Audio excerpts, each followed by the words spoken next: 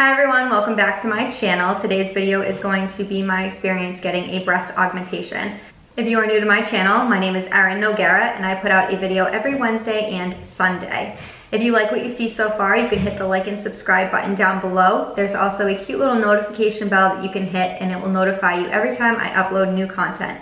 So we're gonna get right into this video and it's going to be just a very honest talk through of what I know now and what I wish I knew before going in for my breast augmentation. There are two different implants. You can choose between saline and silicone. I chose silicone. The saline implant felt like a water balloon to me, and honestly, at the end of the day, you're going in for surgery. This is a huge commitment, investment, time, and you're changing your body. So I figured if I'm already going under the knife, I might as well go all in, and that is why I chose the silicone. You can also choose between smooth and textured implants.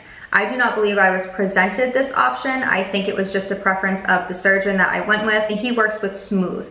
There's also two different shapes, so you can have round or teardrop. Round, I always think of that 90s porn star that just has two balls sitting on her chest, and it does not look natural at all. Since everything seems to come in pairs when it comes to breasts, there are also two different placement options. You can do under or over the pectoral muscle. My surgeon chooses to do under the muscle. He feels as if they are going to have a more natural shape once they drop, and that is exactly what I was looking for. So that's what we did. I wasn't going to argue with him whatsoever, especially after I saw all of his before and after photos album. I'm like, sir, you're the one. Obviously, sizes vary across the board depending on your natural breast tissue and then your body shape. My goal was to have an hourglass shape but not look like the ladies in Bada Bing. I went for a couple consultations just to make sure that I was absolutely comfortable with the size. And at, I think, my second or third consultation, he basically told me that he would order me 3 different sizes. And what we would do is, after they were in me, he would prop me up and make sure that they looked best for my body shape. And if they weren't, we'd take them out, put new ones in, and we'd figure it out from there. I was going to give him the final say.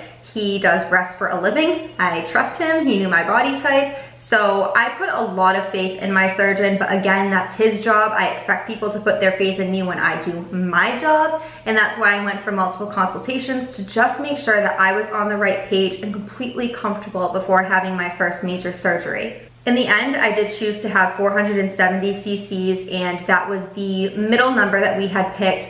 Honestly, if you go up or lower, it's only like a teaspoon of a difference, but it can make a huge factor. I think the next size up for me from 470 was like 505, and that wasn't gonna work out. It was too busty. Even when I had the sizers on, it just didn't look, it looked too fake, and that's not what I was going for. Clearly when you get highlights, you're not a natural blonde. Clearly when you get your breasts done, they're not naturally big.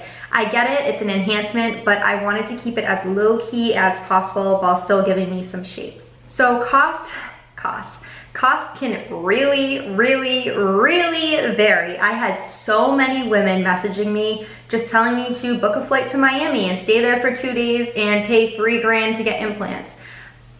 I couldn't do it. I did not have it in me to do that, to go on a little mini vacation, to have surgery. It didn't make me feel comfortable. All power to you if that's what you choose to do and that's what you would prefer. For me, I was okay with investing the time and meeting with a surgeon and making sure that he made me feel comfortable for a surgery. I don't know, some people are a lot more trusting than I am. Maybe I've been hurt a couple times, but I was not giving anyone that much trust for $3 grand. So all surgeons are different depending on the implants that you choose, how they perform the surgery, where you're located. If you're getting a breast augmentation in Miami, it's going to be a lot cheaper than if you're going in Providence, Rhode Island. I can tell you that much. I have been going for my consultations for probably 6 to 8 months. Normally girls go and they book and they have a surgery that next Thursday, and that wasn't me. I wanted to do it on a long weekend. I was not broadcasting that I was getting my breasts done. I was not telling anyone at work, so I waited for a long weekend. So I took Friday off of work, and Friday morning I was his first surgery of the day, and then Monday we obviously had off for Memorial Day, and Tuesday I was back to work. It's definitely hard the first day. I was winded. I was so winded. I couldn't even talk without saying, "Hi, how are It was ridiculous. I literally had to learn how to breathe again. I had to learn how to speak normal without having to gasp for air in between every single breath. It reminds me of that SpongeBob episode when he's in the really deep bottom part. He's like, hi, how are you? Like, so ridiculous. That's literally what I felt. So I was just sitting there on my couch all day. I was propped up for the first couple days, and it was hard just breathing again and needing help going to the restroom, but it wasn't that bad. I felt like getting my wisdom teeth out was worse than getting my breasts done, and that's not to like encourage everyone to go do it because everyone heals differently, but it really just wasn't that bad. I don't know how people need to take 2 weeks off of work because 4 days was more than enough for me. I will tell you that when I removed the sports bra type contraption that he had on me after surgery, I was scared.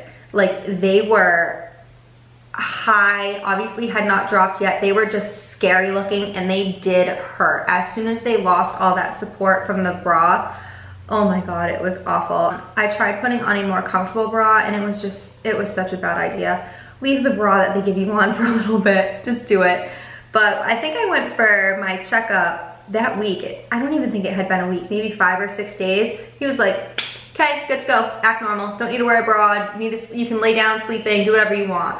I was floored. I obviously did my research. I had 6 to 8 months before my surgery, and the app and website Real Self, I think, saved my life and helped me make some very good decisions and get me very prepared for what was to come. So Real Self, you are able to type in whatever surgery you are looking to do, even if it's lip injection, something that's very minimal, and you can follow other people's journeys. And that's photos before and after, during, bad stories, like scars healing.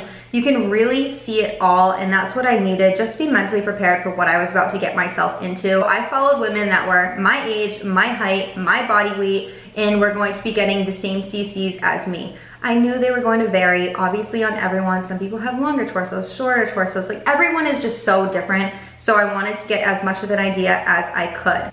I went from a 34B to a 32 double D. And I didn't walk into my surgeon and say, sir, I would like to be a double D. That's not how it works out. You can have an idea and you just like how they look on you and go with that. Get that number out of your head, because when Nordstrom measures you for a bra, you're gonna be a different size. When Victoria's Secret measures you for a bra, you're gonna be a different size. No one is the same. So get a number out of your head. Focus on a CC and what you want for your body, not on what you see on other people. Get a ton of inspirational photos that'll really help. Look through the surgeons before and after work to kind of gauge where that person was and where you could be, if it's possible. Again, if you're going in and you don't even have an A cup, and I'm saying like just nipples on your chest, do not expect to walk out with a double D.